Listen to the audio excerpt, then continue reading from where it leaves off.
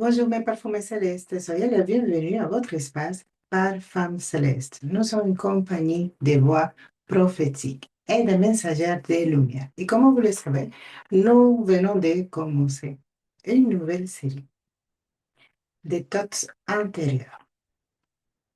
C'est une réforme de tout notre être intérieur en s'en occupant de notre âme, de notre cœur et de nos pensées.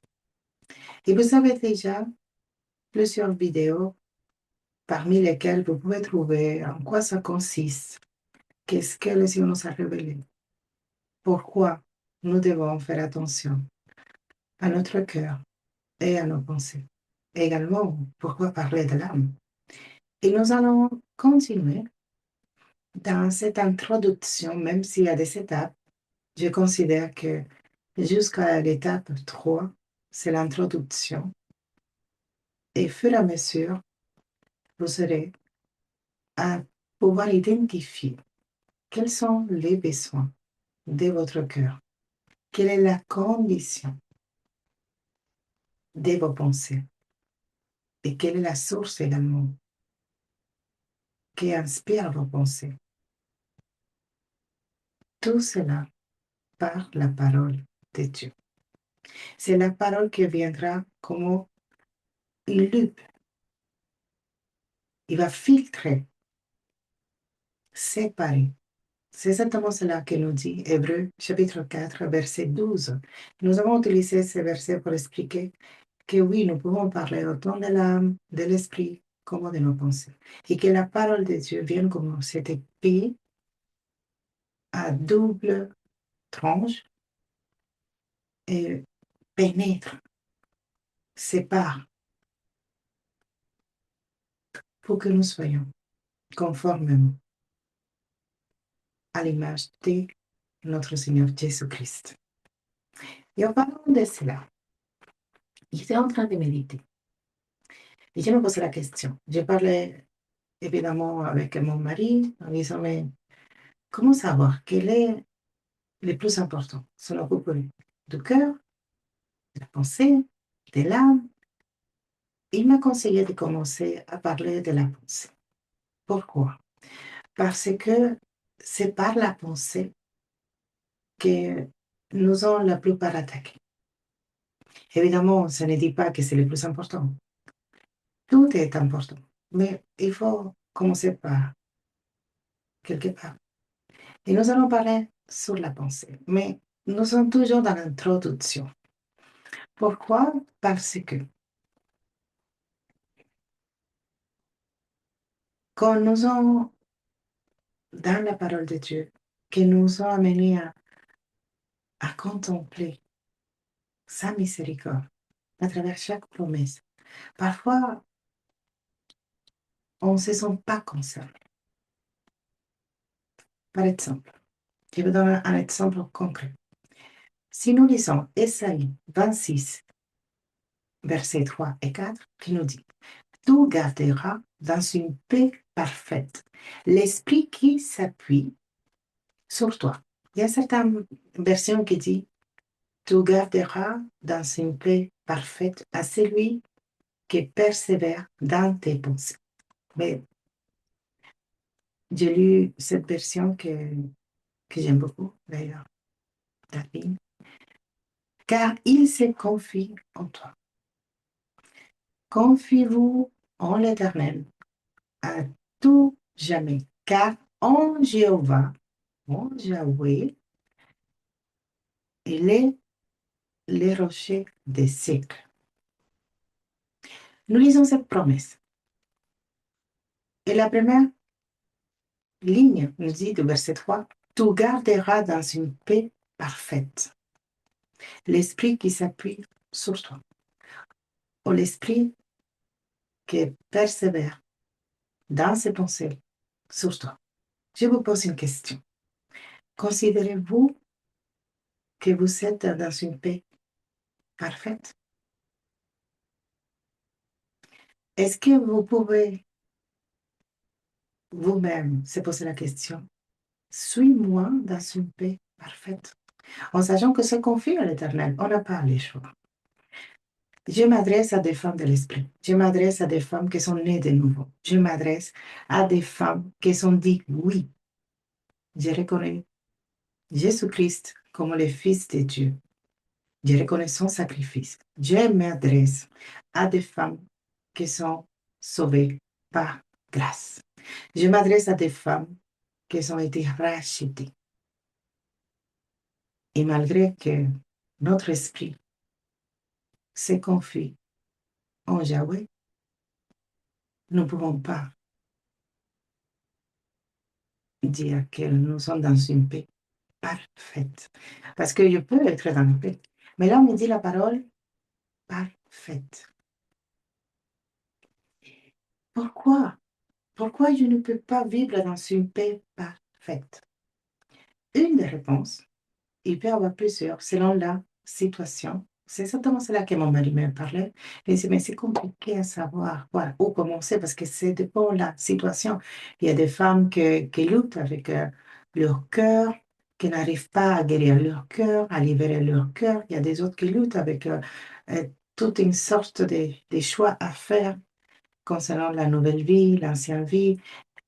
Et on a parmi celles qui ne luttent pas contre les choix, mais qui ont du mal à persévérer dans la pensée de Dieu.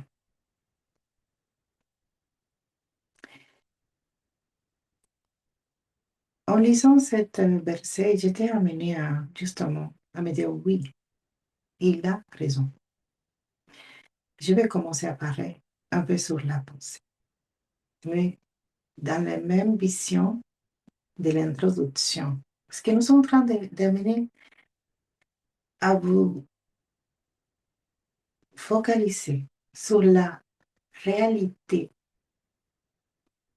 des besoins que nous sommes en train de traverser, des besoins spécifiques. Je sais que parmi toutes les circonstances, le Seigneur a toujours donné une victoire. Chaque bataille, ça a reporté sa victoire. Mais ça n'empêche pas que vous êtes toujours en train de se battre avec vos pensées. Des pensées de découragement, des pensées de malheur, des pensées même noires. Il y a très peu de personnes qui parlent de ça. Bon, pourquoi? Parce que ce n'est pas évident, une femme de l'esprit. Parfois des femmes qui sont dans des ministères puissants. Parfois des femmes qui sont engagées avec le royaume. Et ce n'est pas une histoire de pas être spirituelle ou pas. C'est juste que ces femmes parfois sont dans les services, dans les services, dans les services. Surtout si ces femmes sont dans une vision à connotation légaliste, religieuse. Vous savez comment ça marche, non? Il faut faire, il faut faire, il faut faire, il faut faire, il faut faire. Alors que quand est-ce que vous serez assez posé à s'arrêter? Parce que nous ne pouvons pas nous occuper des autres si on ne s'en occupe pas d'eux. Comment donner un témoignage? Comment? Parce que c'est le fruit qui témoigne, pas nos œuvres. Ce n'est pas nos actions, ce n'est pas tout ce que nous pouvons faire, sinon les fruits que nous portons de l'esprit. Comment je veux servir depuis une position où je n'ai pas la paix, où je n'ai pas une identité en Christ, où je ne suis pas libre? Comment considérez-vous que ça pourrait se faire? Mais je vous dis oui, je connais pas mal qui sont dans cette dynamique des religions versus légalisme qui font, qui font, qui font, qui font, qui font, qui font. Et leur état d'âme est pénible. Parfois, il faut s'arrêter. Moi-même, j'étais dans un processus, ça fait à peu près 8 ans, presque 9 ans, où le Seigneur m'a dit, stop, arrête, occupe-toi de ton âme. Pourquoi? Parce que il y a un temps pour chaque chose. Et vous savez, quand nous sommes en train de faire parfois, ce n'est pas qu'on ne veut pas s'en occuper, c'est que simplement on n'a pas le temps. Nous n'avons pas le temps. Pourquoi considérez-vous ou pensez-vous, croyez-vous que dès qu'une femme commence à rentrer dans cet âge de la retraite, ou si ça passe par un moment qu'il faut arrêter les activités, question santé, question de situation familiale, il s'installe aussi la pensée de dépression. Parce que c'est à ce moment-là que le Seigneur permet que cette femme soit complètement centrée sur leur vie, n'importe la raison pour laquelle cet arrêt est arrivé, et commence à prendre conscience. Quel est l'état de mon cœur? Quel est l'état de mon âme? Et oui, forcément, il peut se présenter un état de déprime. Mais ce n'est pas pour rester là. Et je parle de dépression, oui. Et on parle de pensée noire, oui. Il faut que ça s'arrête, hein. Cette image de perfection, de je suis la ultra méga spirituelle. Moi, oui, j'ai passé par des dépressions, j'ai passé par la solitude, j'ai passé par des moments où je me questionnais, j'ai passé tout en étant dans le ministère. J'étais entourée, mais je me sentais seule, pas complice. Oui, il faut qu'on parle. Ça, c'est fini, hein, de rester en silence parce qu'il faut semblant que... Non, non, non. Dans cette compagnie, vous êtes dans un espace sécurisé. Vous n'avez rien à craindre. Nous ne sommes pas là pour vous juger. Nous sommes là pour vous aider. Et si je n'aurais pas passé par chaque étape, je ne serais pas là en train de vous dire que oui, c'est possible. Même si vous considérez que c'est la pensée la plus noire, oui, c'est possible. Même si vous avez essayé plusieurs fois et vous tombez dans la même étape, oui, c'est possible. Et nous serons à vous accompagner.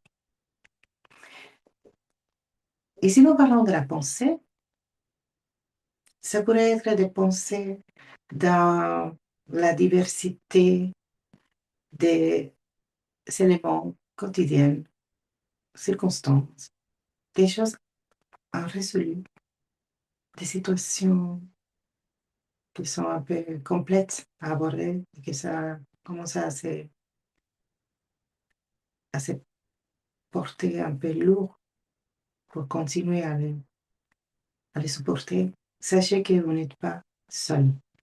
Ce n'est pas la même chose porter un fardeau à plusieurs que le porter tout seul. Évidemment, quand je parle de porter un fardeau ensemble, c'est pour vous aider à vous défaire de ce fardeau jusqu'à la déposer dans les pieds de notre Seigneur Jésus-Christ, au pied de celui qui nous a donné la vie et la vie en abondance. Parce que c'est facile à dire, ah oui, mais il faut que se confier à l'Éternel. On donne trois versets, on va prier, on va jeûner. Parfois, cette femme prie. Oui, je me suis jamais arrêtée de prier. Je priais tout le temps, hein. Pendant tout mon temps de souffrance, je priais. Je me suis jamais, heureusement, c'est la seule chose qui me donnait la vie et l'espérance. Je n'ai jamais arrêté un moment de me confier à mon Seigneur, de lire la parole, d'écouter sa parole. Mais ça n'enlevait pas la pensée. Ça ne changeait pas la tristesse. Pourquoi? Parce qu'il fallait renouveler la pensée. Vous savez pourquoi parfois nous sommes bloqués? Parce que nous attendons l'explication de pourquoi. Pourquoi moi? Pourquoi je passe par cette situation? Et autant que c'est pourquoi n'a pas la réponse, nous sommes bloqués. Non, ça ne marche pas comme ça. Je ne vais pas vous décevoir, mais je ne considère pas qu'une réponse soit plus importante que votre délivrance. Parfois, il faut se poser certaines questions.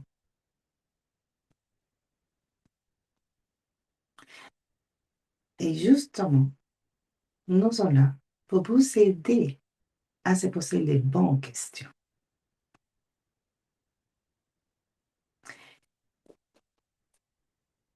Comment garder ses pensées en lui? Comment avoir cette paix parfaite tout en se confiant en lui? Nous ne pouvons pas parler des pensées sans avoir parlé des renouvellements. Pourquoi? Parce que même si je disais que je m'adresse à des femmes nées de nouveau, à des femmes sauvées, mises à part par l'Éternel, des femmes qui ont été rachetées, des femmes sauvées par la grâce. Sachez que nous devons continuellement renouveler nos pensées. Ce n'est pas simplement quand vous étiez sauvé, ou quand vous étiez délivré, ou quand vous étiez déjà dans un processus de libération-restauration qu'il faut renouveler. Il faut renouveler constamment. Pourquoi? Parce que c'est important. Si nous ne veillons pas à nos pensées, ça pourrait être un piège pour nous amener encore à la déprime, à le découragement. Seulement savoir que la pensée que j'ai cru vaincre se présente à nouveau comme si rien n'était et s'installe comme si c'est normal. Déjà, c'est fatigant. C'est pour cela que nous devons comprendre quel est l'état de notre cœur, pourquoi certaines pensées peuvent nous surprendre. Pourquoi? Pourquoi si nous veillons, si nous prions, si nous lisons la parole, pourquoi? Et ça peut aussi vous amener à méditer, est-ce que je sais qui je suis en Christ? Parce que j'écoute beaucoup des conseils qui sont donnés par des servantes, par des ministères, qui sont surtout centrés sur l'identité. En gros, ce qu'il dit, c'est que si tu luttes avec des pensées de découragement, si tu luttes, c'est parce que tu as un cœur d'orphelin, parce que tu ne sais pas ce qui tu es. Mais sachez que moi, je savais exactement qui j'étais. J'avais un ministère avec mon mari. J'étais une femme épanouie, une femme accomplie, et je luttais avec des pensées de découragement. Parfois, ce n'est pas que l'identité. Je ne suis pas là pour parler que pour avoir un renouvellement de pensée, une nouvelle manière de concevoir la vie de l'esprit, il faut être une femme de succès. Qu'il faut connaître son ministère. Mais non, pas du tout. Qu'il faut savoir quel est l'appel que Dieu. Non, non. Je crois que surtout, il faut faire un rappel. Notre Seigneur Jésus-Christ nous a dit, ça vous convient que je parte. Pourquoi? Que je m'en aille. C'est bizarre, non? Qui dit cela? Parce que si moi je m'en aille, si je parte, le Saint-Esprit, il viendra et lui va vous rappeler chacune de mes paroles. Il viendra vous consoler. Il viendra vous guider. Il viendra pour vous montrer la vérité.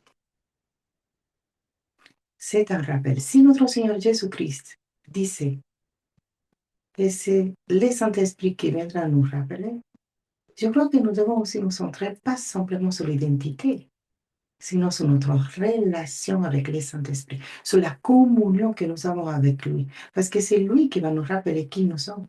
Je peux connaître mon identité et je fais quoi avec ça? Parce que je crois que c'est devenu même euh, des clichés, des phrases. Je suis racheté, je sais qui je suis en Christ. Et alors,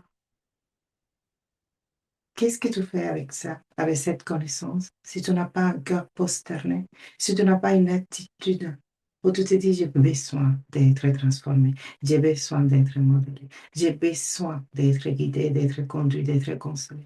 C'est plus qu'une connaissance. Je ne parle pas d'avoir une information, ni de prendre en considération tout ce que vous avez déjà entendu.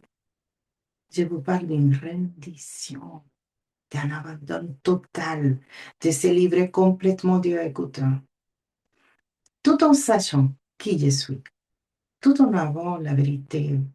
et en déclarant tous les jours que j'appartiens à Christ, je lutte contre mes pensées. Oh, j'ai un cœur qui ne peut plus. C'est de cela que je vous parle.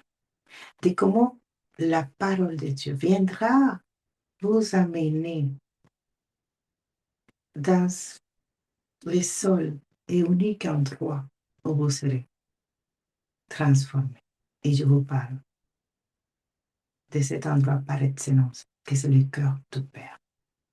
Et oui, parfois c'est important de savoir que si vous avez un cœur d'orphelin, parce que vous n'avez pas accepté que vous êtes une fille et pas une esclave, oui, ça peut jouer, mais même le Saint-Esprit viendra vous rappeler que vous êtes aimé, que vous êtes pardonné, que vous êtes accepté. C'est le Saint-Esprit qui pourra tout guider vers les bras de votre Abba Père. Et c'est dans ses bras, c'est là, tout près de son cœur, jusqu'à entendre les battements de son cœur, et que chaque battement crie votre prénom, et chaque battement du cœur du Père, vous dites combien il vous aime. C'est à ce moment-là que vous serez convaincu. Et tout en étant transformé par cet amour. Mais nous ne pouvons pas rester que avec une expérience surnaturelle d'avoir cette transformation. Il faut que cette transformation reste. Il faut que cette nouvelle vie soit jusqu'au retour de notre Seigneur Jésus-Christ. Et pour cela, il faut que les fondements de la parole soient solides et pas comme une récompense. Je ne parle pas d'une formule. Non. Si tu fais ça, si tu dis ça, si... Je parle d'un renouvellement continuel de vos pensées jusqu'à avoir la pensée de Christ. Voici la seule réponse. Je ne parle pas de récompense. Je parle de la vérité qui peut vous affranchir. Et dans cet état qui nous sommes, je vais prier pour cela. Je vais prier pour que vous soyez dans cette disposition. Parce qu'à quoi ça sert que je commence à parler des versets, que je vous ramène à lire des 1, 2, 3, et versets, et que vous n'avez pas décidé. Il faut faire un choix. Et tous les jours, oui, tous les jours, à chaque instant, si c'est nécessaire. Mais tant mieux de prendre un temps pour choisir la vérité que lutter contre des pensées qui vous éloignent de cette vérité. Est-ce que vous voyez la différence? Est-ce que vous êtes prête à accepter que le Père vous prenne dans les bras? Est-ce que pouvez-vous vous laisser aimer? Pourquoi je vous dis cela? Parce qu'on n'a pas besoin de comprendre pour être aimé, justement. Ça va casser tous les codes. Je ne veux pas faire une formule. Je suis obligée d'organiser par des capsules pour aller doucement. Mais ce n'est pas une formule que si tu vois la vidéo 1, 2, 3, 4, non. C'est une décision. Et je veux être encore plus radical. Tu n'as pas besoin de voir toutes ces vidéos pour être transformé. C'est une question de foi. Si tu prends la décision radicale, je parle à des femmes qui désormais vont devenir des femmes radicales dans l'esprit, passionnées par la parole de Dieu, déterminées à veiller à ses pensées, jusqu'à avoir la pensée de Christ. Si tu crois de tout ton cœur, si tu déclares convaincu qu'il agira en ta faveur, que le Saint-Esprit va te guider, te conduire jusqu'à t'amener à le renouvellement de tes pensées, sera fait selon la mesure de ta foi. Même si tu n'as pas regardé les vidéos 1, 2, 3, même si tu regardes plus de vidéos, juste crois dans ton cœur. Je préfère que tu regardes pas la vidéo à la limite et que tu éteins la télé, que tu éteins l'ordi, la tablette, ou tu nous regardes et que tu ailles vers les bras de ton papa et que tu te prosternes et que tu dises, Abba Père, je suis là. Abba Père, je suis là pour te faire un cri de tout mon cœur. Je me présente devant toi, papa, tel comme je suis, avec tous mes questionnements, avec mes circonstances, mes situations, mes incompréhensions. Mais juste pour te dire que j'ai fait mon choix. Et mon choix, c'est toi, papa. Oui, je t'accepte à nouveau. Je t'amène dans le centre de ma vie. Et désormais, dès maintenant, tu prendras toute la place dans mon cœur. Oui, j'ai fait à nouveau un choix. Je te donne mon cœur. Je te donne tout l'accès à mon être intérieur. J'amène captive ma pensée à l'obéissance de Christ afin de recevoir un renouvellement par la foi. Renouvelle ma pensée. Renouvelle ma pensée. Je veux avoir des pensées de paix et pas de malheur. Je ne veux pas me battre avec mes pensées. Je veux connaître ta pensée. Rico shore ke mai shokeya. Oui, j'ai fait un choix et j'ai choisi la vie. J'ai choisi la vérité. J'ai choisi de me laisser guider et conduire par le Saint-Esprit. J'ai choisi croire encore une fois et toutes les fois que ce soit nécessaire. Même si demain, à nouveau, je serai à faire le même choix, je le ferai. Jusqu'à ce que ma pensée soit renouvelée par toi, papa. Je ne vais plus me battre avec mes pensées. Je te laisse toute la place. Oh, Saint-Esprit va choquer le cœur, prends toute la place. Viens, gouverne ma vie. Ishoke masore kondara ke shakaya. Viens, gouverne mon cœur. Isoresho hamayore ke. Horish, à nouveau, j'ai fait mon cri. Un cri prophétique où je dis, Abba Père. Abba Père. Abba Père. Ishoke Abba Père. Oh Yahweh, Resama Sokora. Oh Yahweh, Handa Shokeya, Adonai, Shaddai, Elohim. Ire yo que viens de ce que prends mon cœur, et je donne-moi un cœur nouveau, un cœur conformément à ton cœur. Hasso, hasso, yema soke yere yeke, hasso, yema sore yere ke. Oh papa, que chacune des femmes qui sont concernées par cette situation reçoit une nouvelle onction, une onction libératrice, une onction qui les amène à avoir encore plus soif de ta présence. Que cet amour insondable, fidèle, qu'ils ont expérimenté dans leur premier amour, soit déversé encore une fois avec une double portion de grâce, grâce sur grâce. Que choqué, oh ma socora, yemandara, que nous appelons, ah ma socora, que choqué. Oh, nous faisons appel, papa, à ta grâce, ton faveur, ta miséricorde.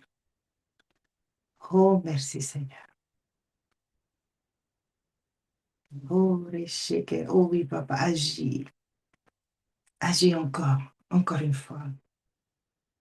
Oh, Réké, nous libérons cette onction. Ok, échoqué, de libération. Une onction de libération de toute forme d'oppression. Ré, masocore, hasokora, ore shekeya. Toute pensée de découragement, toute pensée d'oppression est anéantie dans le nom puissant de Jésus-Christ.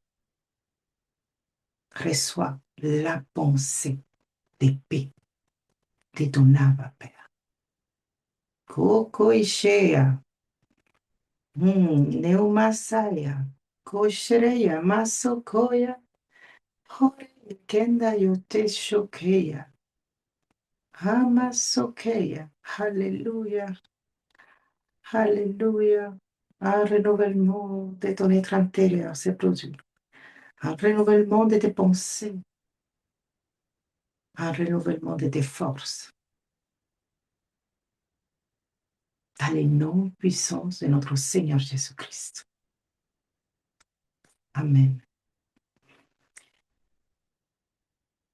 Je te dis à tout de suite dans la continuité de notre série des thoughts intérieurs. Bénédiction.